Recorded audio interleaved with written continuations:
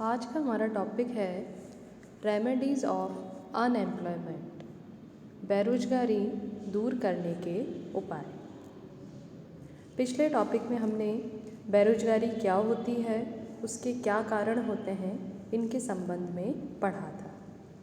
आज जो हमारा टॉपिक है रेमेडीज़ ऑफ अनएम्प्लॉयमेंट, इसकी यदि हम बात करें तो बेरोजगारी की समस्या का समाधान बहुत कुछ सरकारी नीतियों के साथ साथ हमारे वर्क कल्चर पर भी डिपेंड करता है कि हम कितने हार्ड वर्कर हैं, हम स्वयं अपने लिए कितना प्रयास कर सकते हैं, वो भी इसमें एक महत्वपूर्ण भूमिका बेरोजगारी दूर करने में निभाता है। अब इसके यदि हम देखें तो सबसे पहला पॉइंट बेरोजगारी दूर करने में आता है पॉपुलेशन कंट्रोल, जनसंख्या नियंत्रण।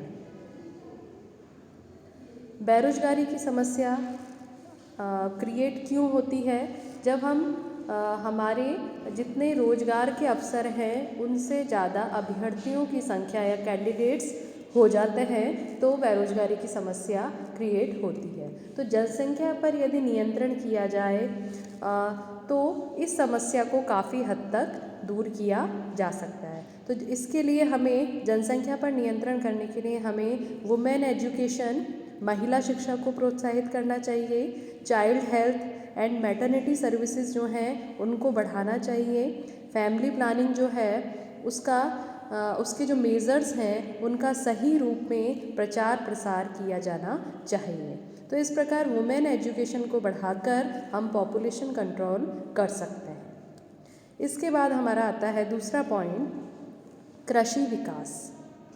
हम जानते हैं कि भारत में कृषि एक महत्वपूर्ण कह सकते हैं एक महत्वपूर्ण रोजगार का साधन है। हमारी अधिकांश जनसंख्या कृषि या कृषि से संबंधित क्रियाओं में लगी हुई है। तो यदि हम कृषि को बढ़ावा दें, कृषि में नई नई तकनीकों का प्रयोग करें, कृषि के साथ साथ जो उसकी सहायक क्रिया है पशुपालन, इनको भी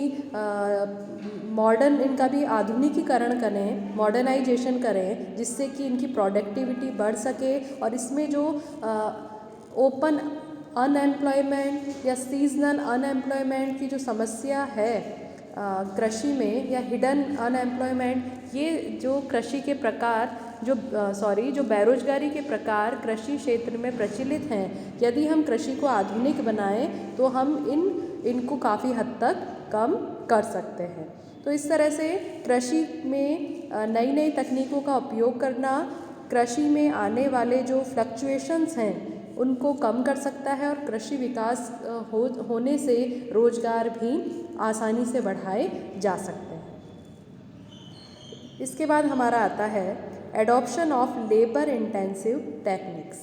हमने पहले पढ़ा था प्रोडक्शन करने की मुख्यतः दो टेक्निक होती हैं, कैपिटल इंटेंसिव टेक्निक्स और लेबर इंटेंसिव टेक्निक्स, पूंजी गहन तकनीक और श्रम गहन तकनीक। तो हमें पूंजी गहन तकनीक के साथ साथ श्रम गहन तकनीक भी काम में लेनी चाहिए। हमने रिफॉर्म्स जो करे, आर्थिक सुधार जो किए, उसमें कैपिटल इंटेंसिव टेक्निक्स का प्रयोग हम बढ़ाते गए, लेकिन उसके साथ साथ हमें एक बैलेंस रखना चाहिए कि जिन क्षेत्रों में श्रम को बढ़ावा दिया जा सकता है या कैपिटल इंटेंसिव टेक्निक्स के साथ साथ जहां हम लेबर को काम में ले सकते हैं, वहां हमें लेबर इंटेंसिव टेक्निक को ही बढ़ावा, प्रोडक्शन की लेबर इंटेंसिव टेक्निक को ही काम में लेना चाहिए, जिससे हम हमारी बेरोजगारी की समस्या को दूर कर सकें।